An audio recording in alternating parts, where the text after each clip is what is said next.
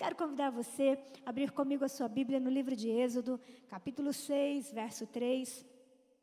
Êxodo, capítulo 6, verso 3. Enquanto você abre aí, o pastor Marcos fez o merchan dele, vamos fazer o nosso, né? Cadê as mulheres dessa casa? Que é isso, produção? Arrebentaram. Agora, você que deu um grito aí, né? Que você é mulher, abençoada, serva do Senhor. No próximo, sem ser amanhã, porque amanhã é segunda-feira dos homens, né? E como você viu aí, se você é homem, você tem que estar aqui. Mas na segunda-feira que vem, no dia 13, nós vamos ter o primeiro culto de mulheres aqui. Então eu quero convidar você. Vai ser uma noite muito especial, uma palavra de Deus direcionada ao seu coração. Convide uma amiga, traga alguém da sua família e vamos nos reunir juntas, orando e trazendo o sobrenatural de Deus sobre as mulheres dessa cidade, que eu tenho certeza que onde você estiver plantada, você vai levar a bênção do Senhor. Amém? Achou aí Êxodo capítulo 6, versículo... Nós vamos ler o versículo 2 e o versículo 3. Amém? Esse texto diz assim: falou mais Deus a Moisés e lhe disse: eu sou o Senhor. Apareci a Abraão, a Isaque e a Jacó como Deus Todo-Poderoso, mas pelo meu nome, o Senhor, não lhes fui conhecido. Amém? Você quer que o Senhor fale com você nessa noite? Então eu quero fazer um convite para você. Feche os seus olhos e peça para o Senhor falar com você. Pai, nós estamos nessa casa tão gratos pela Tua presença manifesta nesse lugar. É inegável, Senhor, o Teu mover aqui. Senhor, mas nós agora queremos ouvir a Tua voz. Nós não nos reunimos aqui para ouvir um homem ou uma mulher, para ouvir um discurso humano. Nós nos reunimos aqui para ouvirmos a Tua voz. E eu quero te pedir que o Senhor fale através de mim, que o Senhor possa ecoar além das minhas palavras, que o Teu Espírito possa falar através das palavras que o Senhor colocar na minha boca. Eu declaro a minha dependência total, absoluta e restrita do Teu Espírito Santo. E eu te peço, fala, Senhor, conosco, que haja uma palavra rema, uma palavra revelada do céu ao nosso coração. Que essa seja uma noite onde algumas chaves sejam viradas dentro de nós, que possamos romper com alguns paradigmas e que nós possamos viver o sobrenatural do Senhor. Nós queremos te louvar e te agradecer, porque cremos que esse é o Teu desejo para nós nessa noite. Em nome de Jesus. Amém? Glória a Deus. Queridos, eu particularmente amo muito esse texto, porque eu vejo nesse texto de Deus falando com Moisés, uma revelação de algo, assim, de uma intimidade. Sabe que há um texto no livro de Salmos, Salmo 25, diz que a intimidade do Senhor é para os que o temem. Isso significa que existem níveis de relacionamento com Deus. E dentro desses níveis de relacionamento, o Senhor, Ele reserva um nível de intimidade. Todas as pessoas gostam de falar de Deus, você já percebeu isso? Você sabe que até se você conversar com uma pessoa que fala sobre Umbanda, todo mundo gosta de falar de Deus. Mas acontece que existem níveis de relacionamento. E algo que quero muito que você entenda nessa noite. A maneira com que você vê a Deus, ela determina o seu nível de relacionamento e determina a sua forma de vida. Sabia disso?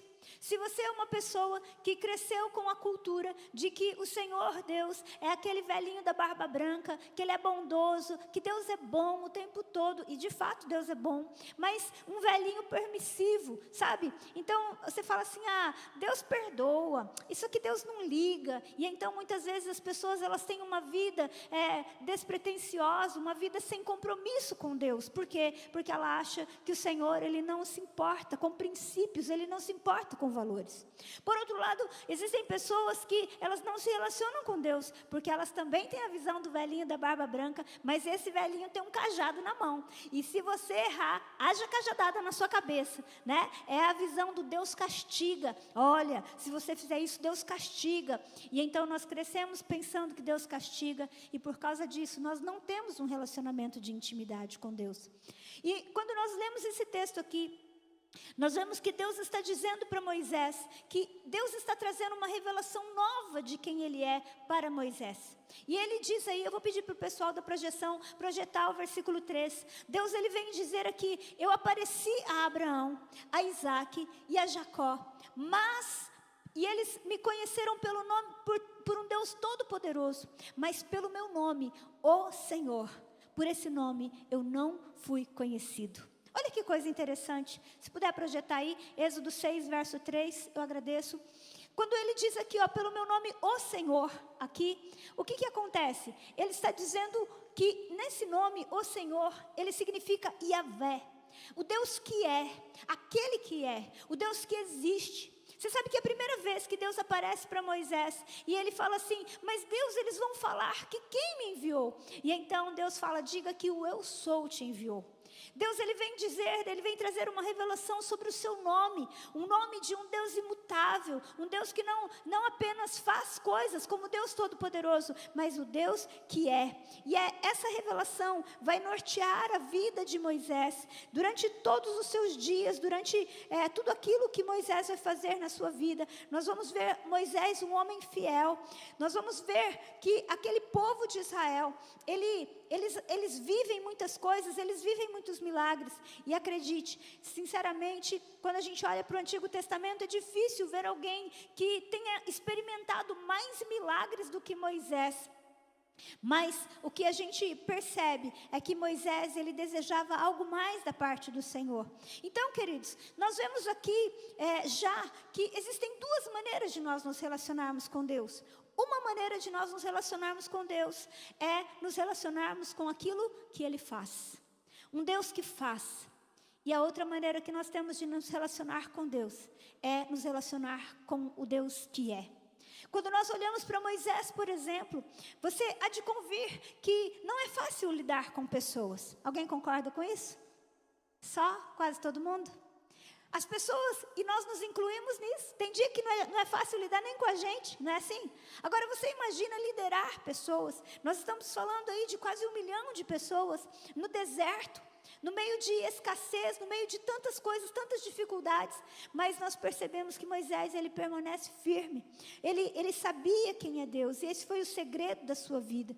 Olha, é muito importante, talvez você está aqui nessa noite, e você nunca parou para pensar nisso, mas eu quero dizer algo para você, não importa o quanto você acredita ou não, existem coisas na nossa vida que não dependem da gente acreditar, sabia disso? Mas há algo que você precisa entender, você é um ser espiritual. Você é um ser espiritual, você não precisa concordar com isso ou não.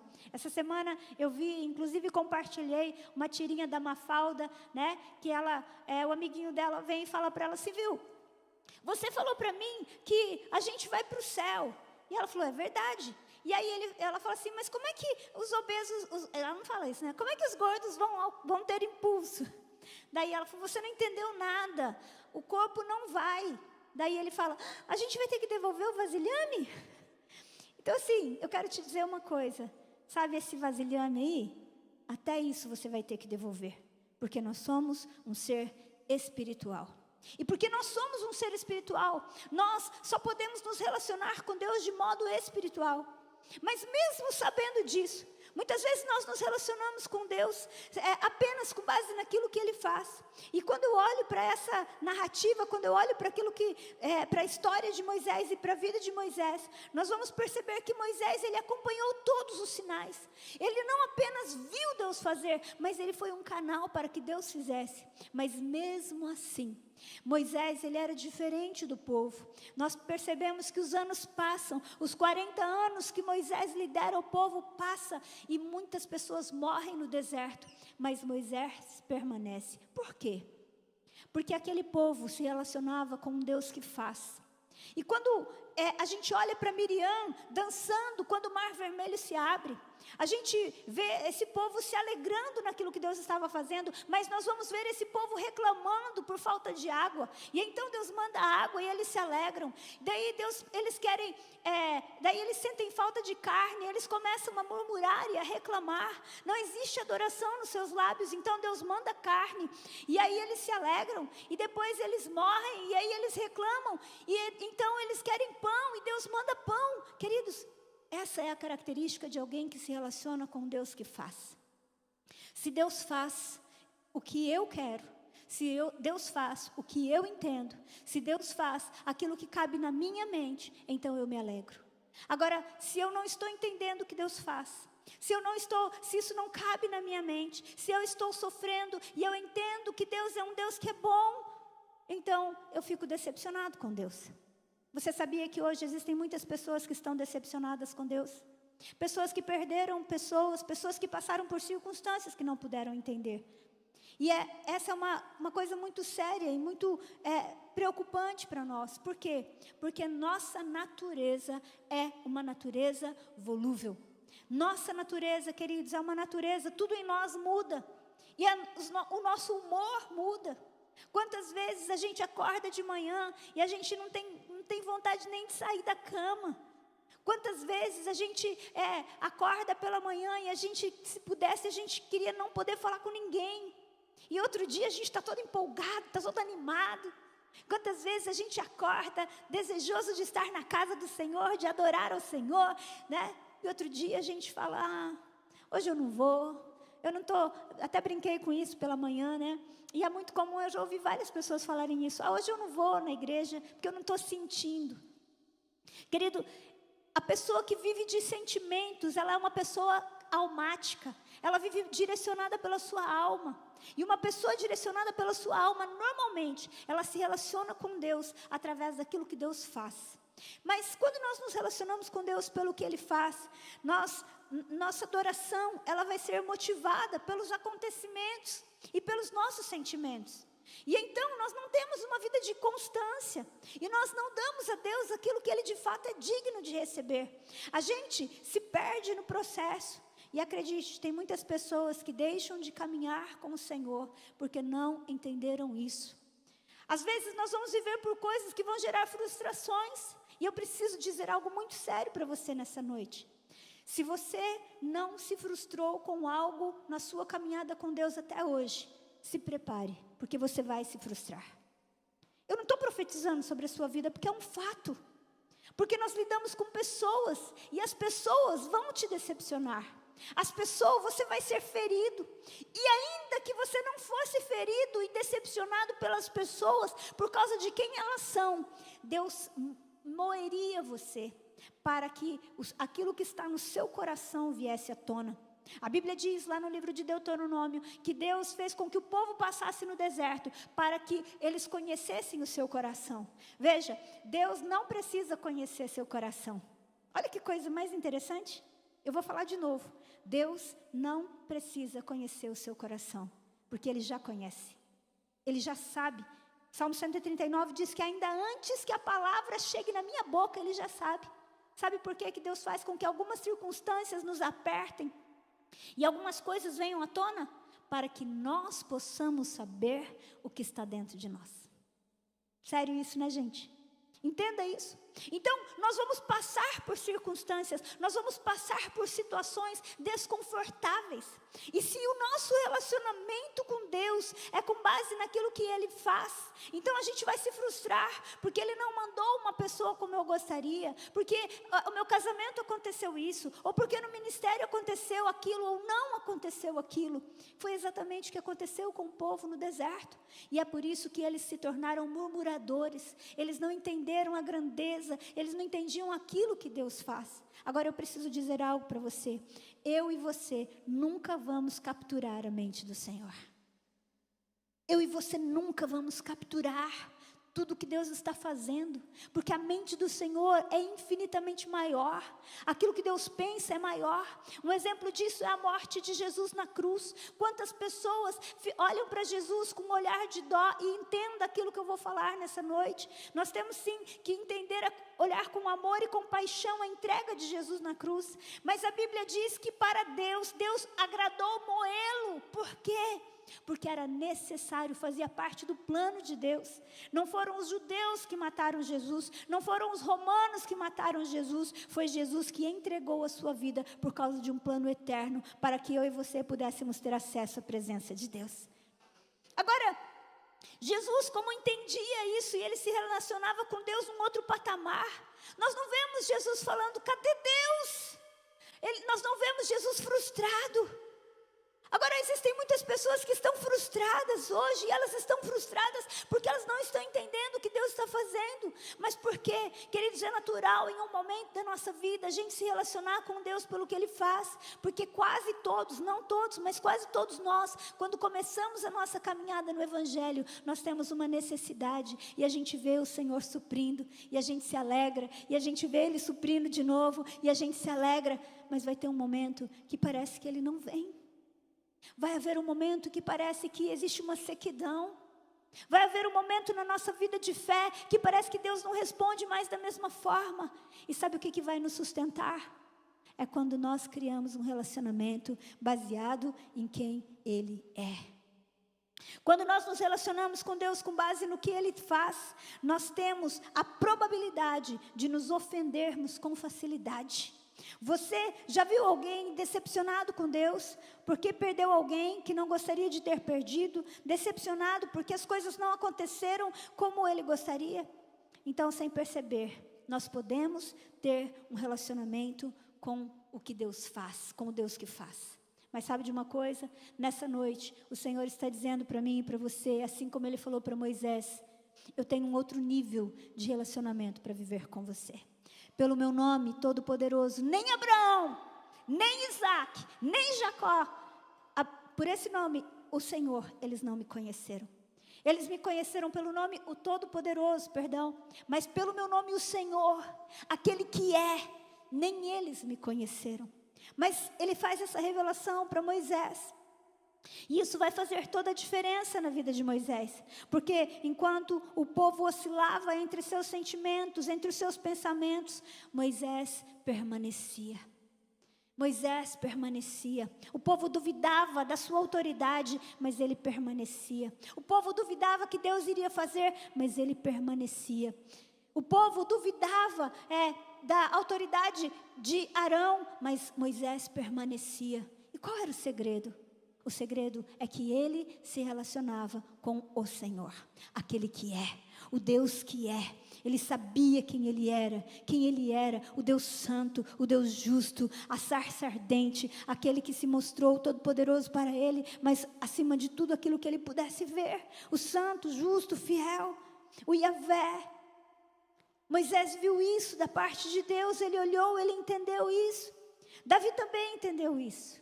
E é por isso que esses homens, eles passaram por tudo que passaram, mas eles permaneceram os mesmos. É por isso que quando você olha para Moisés e você vê os anos se passando na vida de Moisés, você vê que Moisés pede algo para Deus, e Moisés não pede mais um milagre. Ele fala: Senhor, eu quero ver tua glória. Deus podia dizer: mas Moisés, eu já abri o mar para você. E ele: Senhor, mas eu quero ver a tua glória. Mas Moisés, olha tanta coisa que eu já fiz, você me viu fazer 10 pragas. Mas Senhor, eu quero ver tua glória. Meu irmão, as pessoas que se relacionam com Deus por quem Deus é, nunca estarão satisfeitos apenas com milagres. Elas não têm olhos só para as mãos do Senhor, os seus olhos estão voltados para a sua face. São adoradores. É dos adoradores que vão surgir canções como essas que nós cantamos aqui. É dos adoradores que vão surgir canções. Tem uma canção do Fabiano Bremer que eu gosto muito. E ela diz assim: um lugar para nós dois, só eu e você. Você já parou para pensar nisso? Que só a presença do Senhor te satisfazer significa que você precisa dEle. Há uma canção que nós cantamos aqui, que ela diz assim: olha, eu não imaginava que Ele era tão lindo assim. É por isso que Deus Pai procura adoradores, porque os adoradores se relacionam com Deus sabendo quem Ele é. Eles vão olhar para a santidade de Deus e eles vão continuar cantando santo, santo, santo, santo. Você acha que os anjos cantam santo? Por quê? Porque a santidade de Deus é algo maravilhoso. A santidade de Deus não depende daquilo que eu estou sentindo. A santidade de Deus não depende daquilo que eu estou passando. Deus é santo hoje à noite no meio da adoração, como Ele é santo amanhã na hora do almoço. Ele é santo agora à noite, como Ele é santo amanhã, a hora que você acordar. acordar. Ele é santo agora à noite, assim como Ele vai ser santo na hora que você está agoniado, com um boleto para pagar, que você não sabe de onde vem, ou com circunstâncias difíceis. Ele continua sendo santo. O problema é que a gente começa a tratar a Deus como se Ele fosse, dependendo do que Ele fizer, então eu o adoro. Dependendo de como estiver a minha vida, então eu sou um adorador. Isso é se relacionar com Deus pelo que Ele faz. Existe uma palavra, se eu não me engano é deserve. Os estudiosos de inglês aí, se eu estiver errado, me perdoem. Mas existe uma palavra em inglês que tem muito em algumas canções de adoração, que diz que Jesus, Ele é merecedor, não é digno. Tem uma palavra que é digno, que é worthy, mas tem uma palavra que fala merecedor. Jesus merece o nosso louvor. Mas em português nós quase não cantamos isso, e faz muito sentido, sabe por quê? Porque dizer que Jesus merece, muitas vezes na nossa vida pode parecer da seguinte forma. Então, se você comeu bem, então agora você merece um chocolate. Olha, você se comportou muito bem, agora você merece um presente. Olha, Deus, eu estou tão grato pelo que o Senhor fez, então o Senhor merece a minha adoração. Eu preciso dizer algo para você. Quando você se relaciona com Deus por quem Ele é, não importa se está sol, não importa se está chuva, não importa as circunstâncias, Ele continua sendo digno de todo louvor, de toda adoração. E pessoas que se relacionam com Deus com base em quem Ele é, vão ser pessoas que vão ser estabilizadas. Não é que elas não vão passar dificuldades, mas elas não vão ser roubadas. Elas não vão ser roubadas do seu ministério, elas não vão ser roubadas da adoração. Davi entendeu isso. Sabia que o Salmo 23, eu sei que você conhece esse Salmo, mas eu quero muito que você abra lá, Salmo 23, verso 1. Olha o que Davi escreveu lá, Salmo 23, verso 1. Ele diz assim, o Senhor é o meu pastor, e nada me faltará. Agora olha só. Esse o Senhor que está aqui é o mesmo o Senhor de Êxodo 6. O nome que Davi usou para falar de quem era o seu pastor, de quem era o seu Senhor, é o mesmo nome que Deus revelou a Moisés, aquele que é. Então, Davi, ele tinha um relacionamento de um Deus que é o meu pastor. Existe uma diferença entre ser e estar. Quem está hoje pode não estar amanhã. Hoje nós não vivemos uma cultura de nós vivemos uma cultura de estar. Nossa, você está, eu não estou mais casado, eu não estou mais em tal lugar, eu não estou mais isso. Mas nós não vivemos um Deus que está, o nosso Deus é. E Davi, ele entendeu isso, e ele diz que esse Deus, Yahvé, aquele que é o seu pastor. Meu amado, eu quero dizer para você que quando você entende que é o Senhor, o Yahvé, aquele que te chama para um relacionamento, você vai entender que nada vai te faltar. Você vai entender que Ele está no controle de todas as coisas. Você vai entender que você pode estar se sentindo sozinho, mas você não está só. Por quê? Porque Davi continua escrevendo aqui, ele diz que esse Senhor, que é aquele que é o Yahvé, o imutável, é Ele que me faz repousar em pastos verdejantes, é Ele que me leva para junto das águas de descanso, é Ele que refrigera a minha alma, é Ele que me guia pelas veredas da justiça por amor do seu nome, é Ele que está comigo no vale da sombra da morte.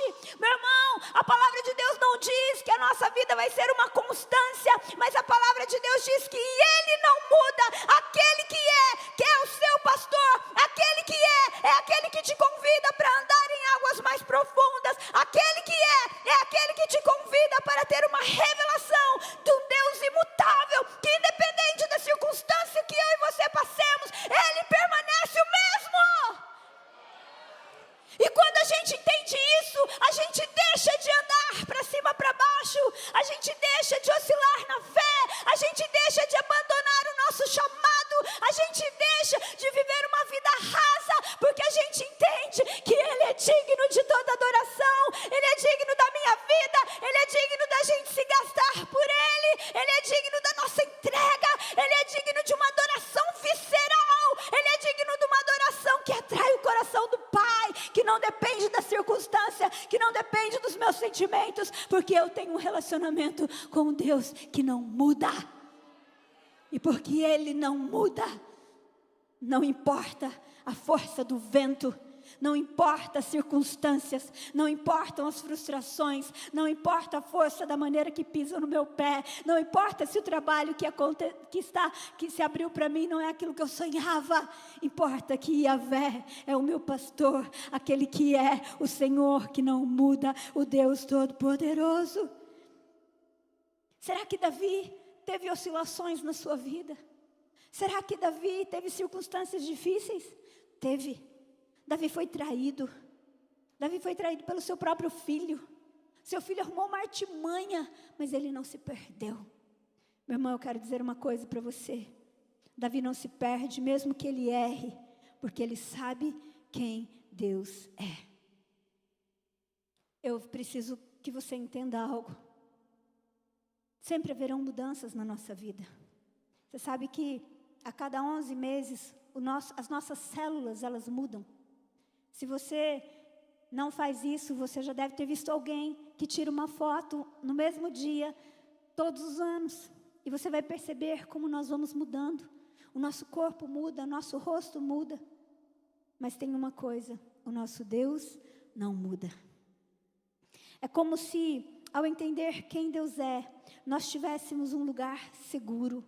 Mesmo que a gente oscile, mesmo que algumas coisas na nossa vida possam mudar, então nós nos tornamos adoradores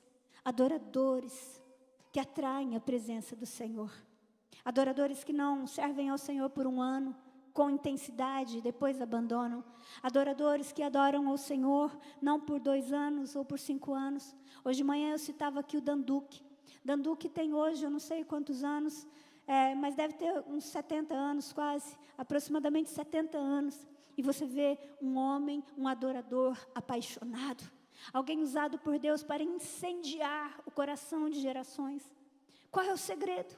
Sabe, queridos, quando eu comecei no Evangelho e eu prego há 26 anos, acredite, eu não tenho 26. Com essa carinha, né? Parece, só que não, né?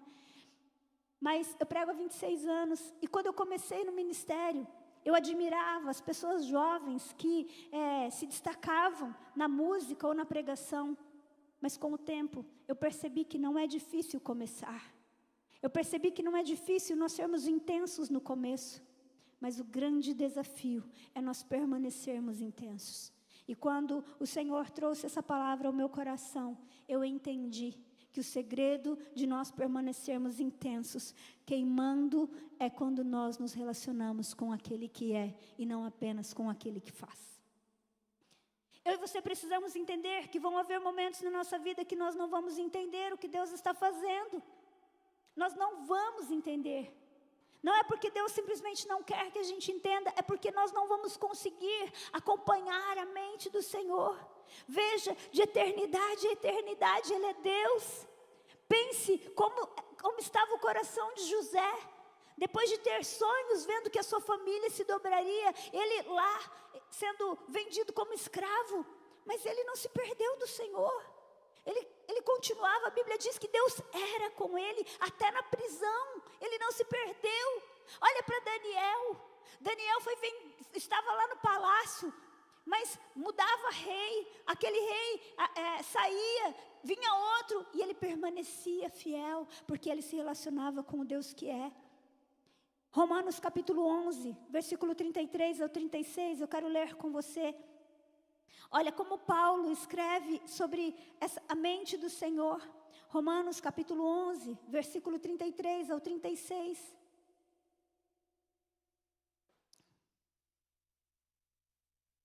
Ó profundidade da riqueza, tanto da sabedoria como do conhecimento de Deus.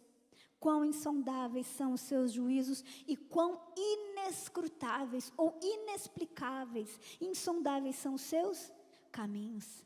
Quem conheceu a mente do Senhor? Ou quem foi o seu conselheiro?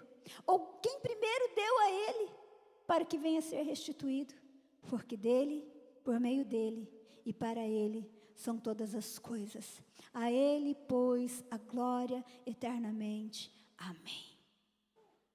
Paulo Paulo, quando ele começa a escrever acerca dos dons, da vocação do Senhor, quando ele já tinha escrito, né, lá, que quem vai intentar acusação contra os escolhidos do Senhor? Se é Deus quem nos justifica, quem nos condenará? Se é Cristo Jesus quem morreu, ou antes quem ressuscitou, está sentado à destra de Deus Pai. E Paulo continua falando essas coisas, e então chega no momento que ele fala, ó profundidade das riquezas, da sabedoria e do conhecimento de Deus. Como que os pensamentos de Deus podem ser impenetráveis? Agora, Paulo, ele entendia o que ele estava falando. Em um momento ele estava sendo açoitado. Em outro momento ele estava recebendo revelação a ponto de dizer que ele foi levado ao terceiro céu. As circunstâncias podiam mudar. Paulo sabia que ele não entendia o que Deus estava pensando, mas ele sabia que ele é o Senhor, aquele que é. Meu irmão, quando você toma uma decisão de se relacionar com aquele que é, nada vai roubar você. Nem os açoites vão roubar a sua adoração. Como Paulo e Silas, que adoraram ao Senhor depois de terem apanhado. Nada vai roubar a minha e a sua adoração. Sabe de uma coisa? Hoje de manhã eu estava falando sobre isso. Sabe que existe um aparelho chamado diapasão. E o diapasão, ele tem o mais antigo, né? Hoje temos outros. Mas quando você bate lá no dó, você tem um dó. Se você quiser cantar em si, você pode. Uma pessoa pode achar que está cantando em dó e está cantando em outra nota. Mas aquele dó permanece o mesmo. Deixa eu falar uma coisa para você. O Senhor, Ele é o dó do nosso diapasão. Ele não muda. Você pode pensar o que você quiser, você pode usar a nota que você quiser, você pode cantar do jeito que você quiser, você pode ser desafinado, ele continua sendo o mesmo, é a mesma nota. Dó vai ser dó aqui, vai ser dó na Inglaterra, vai ser dó na Alemanha, vai ser dó nos Estados Unidos, vai ser a mesma coisa, era dó em 1700, vai ser dó em 2020, o nosso Deus, Ele é o mesmo. Ele era, Ele é e Ele há de vir. E não importa aquilo que nós pensamos ou aquilo que nós sintamos. Agora, se nós entendermos quem é o Senhor, sabe o que vai acontecer? Nós vamos ser capturados pela beleza de quem Ele é. E quando nós somos capturados pela beleza de quem Deus é, querido, nada mais nos rouba. Nada vai tirar você de uma vida de constante adoração, de alguém que vai olhar para Ele e vai dizer, Senhor é santo, santo, santo. Lembra que eu falei que você é um ser eterno, um ser espiritual, aliás, lembra disso? Pois é, o seu espírito vai se conectar com o Espírito do Senhor.